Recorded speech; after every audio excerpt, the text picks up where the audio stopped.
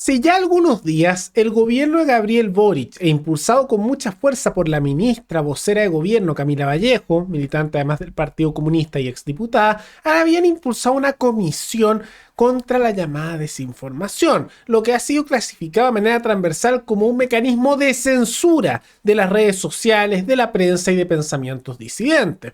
Y ante todo eso, hemos visto unas buenas noticias donde la amplia mayoría de los políticos de lado y lado han rechazado esto, lo que es una muy buena noticia y muestra que probablemente se pueda bloquear, pero al mismo tiempo el gobierno, que está sufriendo numerosos casos de corrupción, manipulación mediática que ellos hacen y simultáneamente numerosos problemas en manejo práctico ante la crisis que se da en distintas áreas, han decidido decir que esto no es en contra de la libertad de expresión y no es censura, sino que simplemente esto eliminaría los mensajes falsos. ¿Quién decidiría que es falso o no? Por supuesto, sus funcionarios estatales, ¿no? Todo sumamente neutro. Todo eso lo vemos a continuación en medio de la lucha por la libertad de expresión que se da en nuestro país.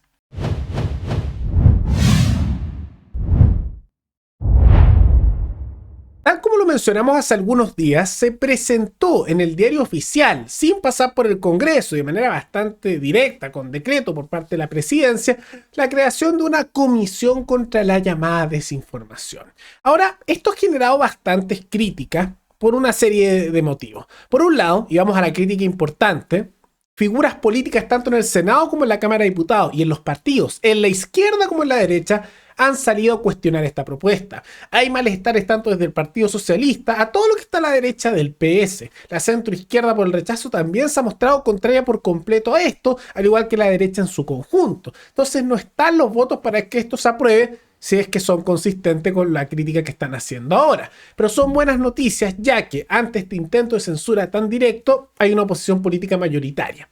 ¿Y qué es lo que se ha dado? Además de esas críticas, se ha cuestionado mucho si es legal lo que hizo el gobierno, porque hay argumentos bastante firmes que argumentan que esto es inconstitucional. Ahora, yo sé que les da igual lo que diga la Constitución actual, pero eso va a ser por decreto. La creación de una comisión para establecer estas materias de qué es verdadero o qué es falso, sumamente totalitario, pero al mismo tiempo contrario a la normativa constitucional. Entonces se está cuestionando tanto por temas legales como por temas de principios y lo que es correcto. Pero eso no ha impedido que el gobierno en su conjunto esté saliendo a defender esta propuesta. Y salió Camila Vallejo, que es la mayor impulsora de esto, una de las figuras más nefastas dentro de este gobierno, dentro de las tantas nefastas que hay, y salió a defender esta comisión asesora contra la desinformación, diciendo que esto no va a ser censura, ni un límite a la libertad de expresión, sino que esto es bueno. ¿Y cuál es su argumento? Que por un lado, esto los organismos internacionales lo están impulsando también y otros países igual. Ahora, ese es el truco que siempre usan. No el criterio de autoría, que es una falacia, no esa falacia de autoría, pero decir, no, es que en otras partes lo están diciendo. La ONU lo dijo. Así que si la ONU lo dijo, está bien.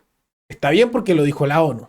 Cuando hay que ver las cosas si son buenas o malas, no porque él lo dice, sino por el fondo de lo que se está diciendo. Ese es un punto. Pero también, esta también es otra táctica que usan mucho. Dice eso, pero ella fue la que impulsó esta propuesta. Efectivamente, a nivel internacional y en la OCDE se está empujando este tipo de propuestas censuradoras. Pero esto lo propuso Chile. Y la misma Camila Vallejo fue a viajes internacionales enviada por el gobierno de Boric para impulsar esto. Entonces, en vez de decir nosotros lo proponemos, decir no, a nivel internacional se propone. Y los expertos lo dicen. Ah, los expertos, ¿no? Claro, evidentemente porque van a ser tan neutros los expertos funcionales a los grupos de poder que quieren censurar a los que piensan distinto. Entonces dice eso. Y al mismo tiempo dice, no, nosotros podemos hacer esto no es ilegal. Podemos hacerlo. Y vamos a ver qué pasa, porque lo van a llevar esto al Tribunal Constitucional, especialmente sectores de derecha, pero el Tribunal Constitucional siempre ha sido muy politizado y actualmente tiene una mayoría de izquierda y principalmente mayoría frente amplista. Entonces, como son cercanas al gobierno y no son muy objetivos los tribunales, nunca lo han sido, vamos a ver qué ocurre ahí. Pero al menos en el Congreso esto debería pararse y dar ese argumento. Y al mismo tiempo vemos como otros salen a defenderlo. Por ejemplo, Pablo Vidal, que es el presidente designado por el gobierno de Anatel, que es la Agencia Nacional de Televisión de Chile, dice que esto va a ser una muy buena idea y que la Comisión contra la Desinformación va a ser un gran aporte para la búsqueda de la verdad. Entonces, claro, después te dicen, no es que lo haya dicho el frente amplista nombrado a dedo por el gobierno en un cargo estatal, sino que te dicen el experto, que es el presidente de la Agencia Nacional de Televisión, y por lo tanto algo de saber, dice esto. No te dicen que fue exdiputado frente amplista, ni que es militante del Frente Amplio, ni tampoco que fue intento de candidato y no logró salir electo de nuevo. Entonces, claro, no, es el experto, designado a dedo por el gobierno y su sector ideológico. Pero ahí sí, en vez de decir, no, nuestro militante de partido, lo hace el que es el experto, ¿no? Ahora, insisto, dentro de todo, que estas son defensas bastante pobres, burdas, podríamos decir, del gobierno para justificar lo que es la censura, aquello que se piense distinto, porque al final, ¿quién va a determinar qué es verdad o no? Sus comisiones gubernamentales, y por lo tanto, lo que es verdad o no, lo va a determinar un grupo de políticos, de funcionarios que son serviles al mundo político. Entonces, eso evidentemente censura de todo lo que no les guste. Pero afortunadamente parece que va a rechazarse porque hay un amplio malestar político y ciudadano ante esta situación, que todos lo lograron, porque esto partió primero en redes sociales, e incluso muchos de los que son parte de esta audiencia apoyaron a que esto se viralizara, y también después llegó a la prensa, y la prensa indignada hizo que se movilizaran los políticos en contra. Ahora, ¿por qué esto es relevante? Porque este gobierno es muy mentiroso, y los políticos en general lo son, pero este gobierno en particular lo ha sido. Y cuando te empiezan a decir que esto es verdad o mentira, estos políticos tienen una tradición de decirle falso, y que es todo noticia falsa lo que no les gusta. O inventan cosas y después dicen que es verdad y no se toman responsabilidad. ¿Se acuerdan esos discursos durante el estallido que ellos decían que había un centro de torturas en el metro Baquedano de la capital? Era una mentira, lo inventaron descaradamente, pero lo dijeron. Ahí no se puso nada más.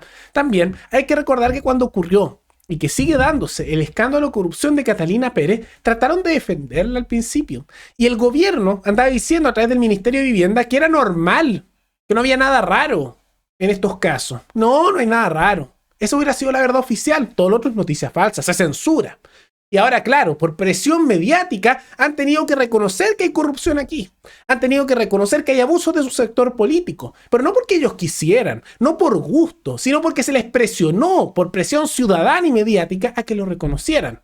Hubiera un organismo que decide que es verdad.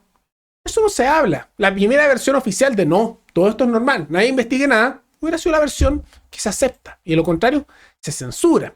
Y ahora vemos que incluso están dando versiones más absurdas todavía para justificarse, pero que claro, sería la versión oficial. Por ejemplo, la subsecretaria de Vivienda, Tatiana Rojas, Frente Amplista, de Revolución Democrática, dice que originalmente habían dicho que sí le habían avisado al ministro Montes. Y ahora ella dice que no le pudo avisar de estos abusos y de corrupción que se había denunciado por funcionarios, que Mochati ha denunciado que le han llegado los testimonios de funcionarios que al denunciar esto dijeron que los amenazaron funcionarios de gobierno.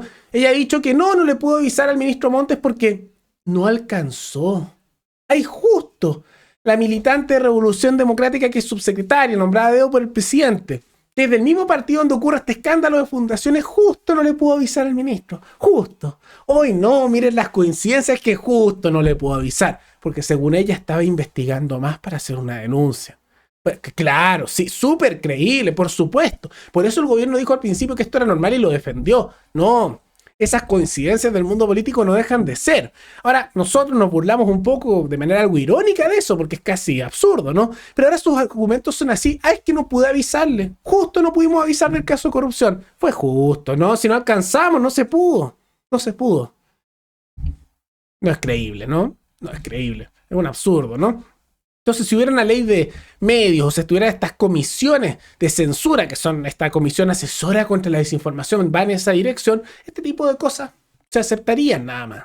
Porque la única razón por la cual los políticos de lado y lado tienen que a veces responder por sus hechos a nivel político, porque a nivel judicial nunca lo van a hacer porque nuestros jueces son incompetentes y muchas veces serviles al poder, pero la única razón por la cual responden al menos políticamente o la gente se entera de esto es por la prensa.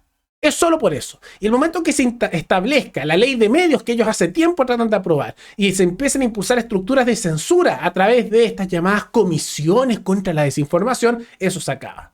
Ahora esperemos que esa mayoría del Congreso que se ha puesto en contra de este tipo de normativas mantenga esa firmeza.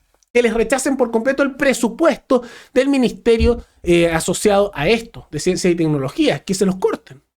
No le voten a favor nada, ni un peso para financiar estas cosas y les bloqueen estas normativas. Porque no puede ser que se autorice y se impulsen organismos estatales que impulsen la censura al determinar qué es correcto o no por parte de funcionarios que a dedo con sus votaciones arbitrarias van a decir qué es lo que es real o no. Es un absurdo. Las personas, cada una, tienen que ver todas las opciones que hay. Tienen que ver los distintos mensajes y ahí verán lo que creen o no. Verán también los mensajes que les suenan más razonables o no, porque eso es una verdad objetiva dada por el gobierno y que funcionarios estatales están a decir esta es la realidad y esto no, es sumamente autoritario, es orwelliano y no se debe permitir. Entonces, buena noticia es que se estén bloqueando, aunque vemos que esta actitud sinvergüenza de nuestro gobierno sigue adelante para intentar impulsar estas políticas nefastas. Pero más allá de toda esa situación, ¿qué les parece que la amplia mayoría del mundo político rechace esto de lado y lado y al mismo tiempo que Camila Vallejo lo justifique? Como también las excusas del gobierno con sus casos de corrupción de que, ay, justo no pudieron avisarlo. Todo eso comentenlo abajo. Y antes de terminar, quisiera agradecerle a los suscriptores Ritixby33 y Álvarez Novoa Patricio, que se convirtieron en los suscriptores más recientes en decidir hacer un aporte voluntario único al canal a través de Flow. Así que muchas gracias, se los agradezco mucho. Gracias a aportes como el suyo y el de otros suscriptores que este proyecto sigue adelante y se mantiene independiente. Así que si alguno de ustedes quiere hacer un aporte voluntario único por Flow o por criptomonedas o un aporte mensual por Patreon o por la comunidad de YouTube, pueden decidir hacerlo mirando el comentario que se encuentra fijado abajo y también pueden apoyar este programa comentando, dando like y compartiendo este video en sus redes sociales. Nos veremos en el siguiente programa. Hasta luego.